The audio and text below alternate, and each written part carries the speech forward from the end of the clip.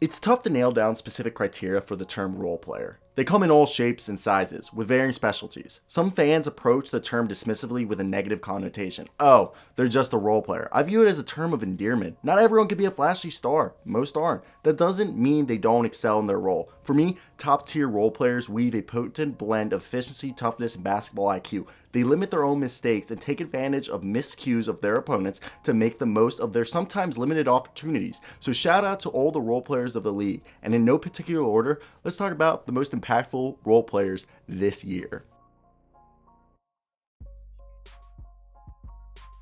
The owners of the best record in the league at 23-5, the Utah Jazz have been dominating their opponents. There were multiple candidates from the Jazz who could have easily made this list, and all are deserving of the praise. Joe Ingles has been terrific, especially recently. Mike Conley is an all-star candidate for seemingly the millionth time, and probably won't make it again, unfortunately. Jordan Clarkson is indeed a flamethrower this season, with career highs in several categories, including a 40-point spot on Monday.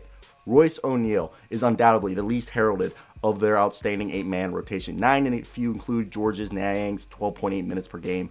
But he is a grinder, Royce. This team's dirty work specialist. He's frequently defending the team's opposing best perimeter player. He's not the most talented offensive player, but he finds creative ways to be effective, like setting unexpected bone-crushing back screens, then slipping into the rim for layups. Oneill is a shorter forward, standing at 6'4", weighing 226 pounds. To have a point of reference, think something along the lines of a younger, more athletic PJ Tucker. Less doubt, few in the leagues are as strong as Tucker. He's a good rebounder, averaging near 7 boards per game this season. His overall line of 8, 7, and 2 is supplemented by strong shooting with 45% from the floor, 43% from 3, and 85% from free throw. Good for 62.9 true shooting percentage, which is 34th in the entire league.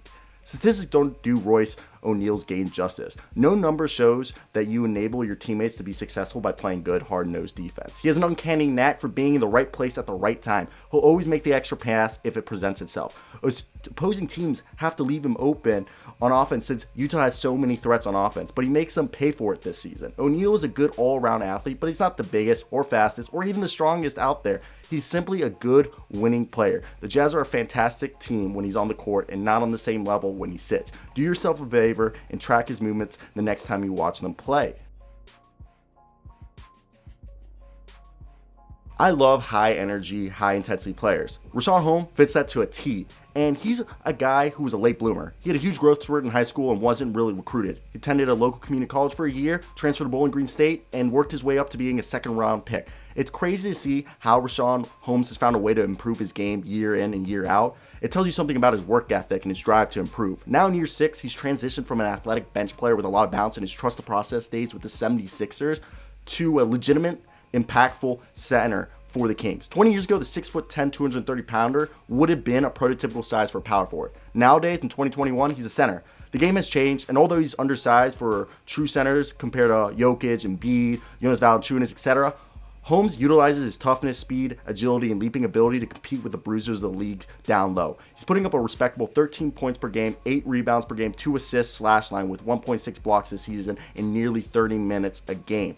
Holmes has been the best big man on the Kings by a wide margin. He sets excellent screens as one of the top roll men in the game. His 64.8 field goal percentage is first in the NBA. He's shooting a career high 79.3 from the line for a 67.7 true shooting percentage, 4th in the league. In addition to being an explosive dunner, he's an exceptional touch for a big man.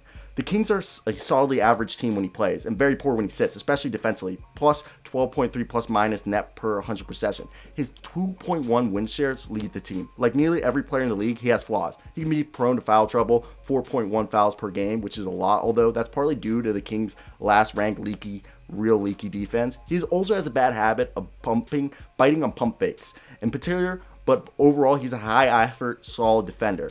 Rashawn is a major reason why the Kings are in the hunt for the playoff spot, and for that to come to fruition, they need him to continue to hone on this impressive start to the season. Be the first to admit that I thought Nicolas Batum was washed up after watching the team he played for last year, then him struggling through multiple injuries and having a terrible season last year, and his team paid somebody else so he could play for them.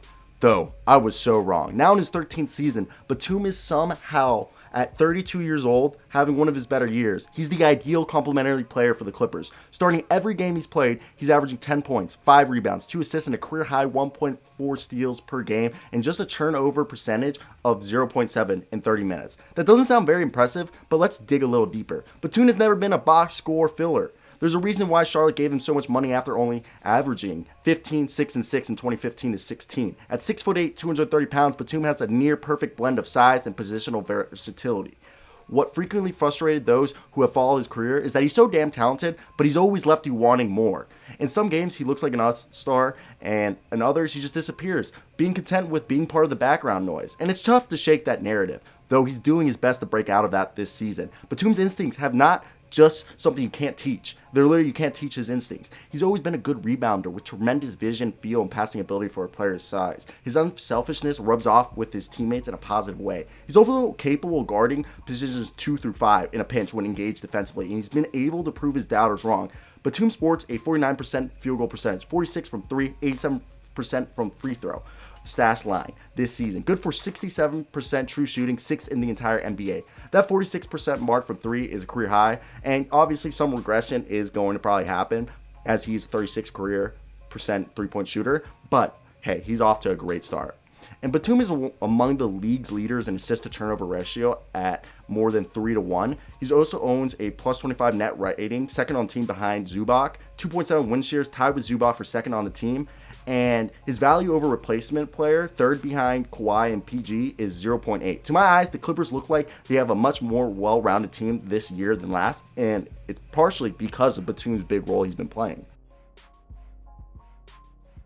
Third-year player Mikal Bridges is really good at basketball. Standing at 6'6", he possesses an enormous 7'2" wingspan. Mikal weaponizes his long arms on defense to get steals, 1.4 per game for his career, and contest blocks and shots. He also has a hilarious collection of nicknames according to Basketball Reference, from Noodles to Inspector Go Gadget to Brittle and Praying Mantis.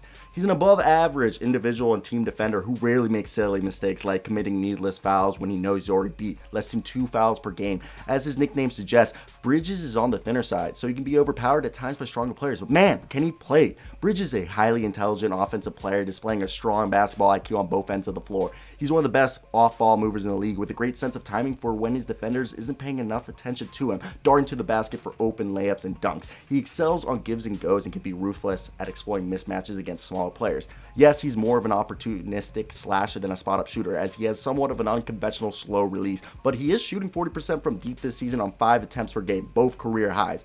His overall shooting slash of 50, 40, and 83, good for 63.4 true shooting percentage, is 25th in the NBA. Bridges is practically never turning the ball over, averaging a paltry 0.7 turnover percentage in just over 33 minutes per game. His turnover percentage is 6.2, good for 7th in the league. He also sports a 3-1 assist turnover ratio and an outstanding mark for a wing. His traditional statistics are solid across the board as well, with 14 points, 5 rebounds, 2 assists, and 1 block per game. His net rating of 17 plus leads the 17-10 Suns by a healthy margin. Few players in the NBA are adept at Mikal at making winning plays with such low usage rate, as he's 147th in usage percentage, but 20 overall in win shares, 3.1, a testament to his heady effectiveness. In sports scouting, age is used as a way to evaluate a player's potential upside. The theory goes that a younger player is, the more time that he has to fulfill that potential. The youngest player has been viewed as something akin to a ball of clay waiting to be molded. If you see a glimpse of something, you can extrapolate that there might be something more there in the future. On the flip side, the older a player is, there's more known about him, thus placing an artificial ceiling on their growth. At 28 years old, former G League MVP and Defensive Player of the Year, Chris Boucher is proof that late bloomers are a very real thing. Placing limitations on someone's potential as a person or a player is not a wise decision. Slender Man is having a fantastic all-around season for the Raptors and has emerged as a strong early candidate for the Most Improved Player award, averaging career highs across the board. 14 points per game, 7 rebounds per game, 1 assist per game, 2.1 blocks per game, and only 0.7 turnovers in just 23 minutes per game off the bench. Those 2.1 blocks rank him 4th in the entire league. Boucher's turnover percentage of 6.1 ranks 5th in the entire NBA. If you bump his traditional stats up to per 36 minutes, which I'll admit sometimes misleading because there's typically some regression the more minutes a player plays, his slash line would be an eye-popping 21, 10, 1.6, 3.2, and just 1 turnover. Boucher may be skinnier, but he's a tough and a great shot blocker with long arms, a 7'3.5" wingspan. and an apt floor spacer for a big man. He's putting up a ridiculous shooting slash at 53% from the floor, 44 from 3, 75 from the line. Good for 65 true shooting percentage, which is 15th in the NBA and tops his entire league. He leads the Raptor in several other key advanced stats as well. Win shares with 3.1, an offensive rating of a negative 131. I don't know if you would say he's negative, but 131. Defensive rating of 108 and a net rating of plus 23. He's also second to only Fred VanVleet in value over replacement with 1. And this isn't saying Boucher's without his flaws that he can be a bit of a vacuum on offense. The ball comes in and then it goes up. He can also be bullied in the post by bigger, stronger players simply due to the size differential. However, he cuts down on his foul rate considerably and provides a ton of value to his team in multiple key areas. I'm not trying to imply Boucher's the best player on the Raps. I'm just pointing out that he's excelling in his role, and there's a real case to be made that he's the most consistent player on the team so far. And the contract he signed in free agency, 2 years, $13.5 million, is looking more team-friendly as each game passes. Now we'll just run through all the honorable mentions. Joe Harris is looking like a great role player, and he keeps adding to his game every offseason. Larry Nance was looking great on defense and just rebounding and deflections. Then he got hurt. Gary Trent continues from the bubble. Monty Morris is looking great. Montrezl Harrell is looking good and playing some good defense. Enes Kanter, he has his weaknesses, but he's a double-double machine and great offense player. Patty Mills is the lifeline of the Spurs.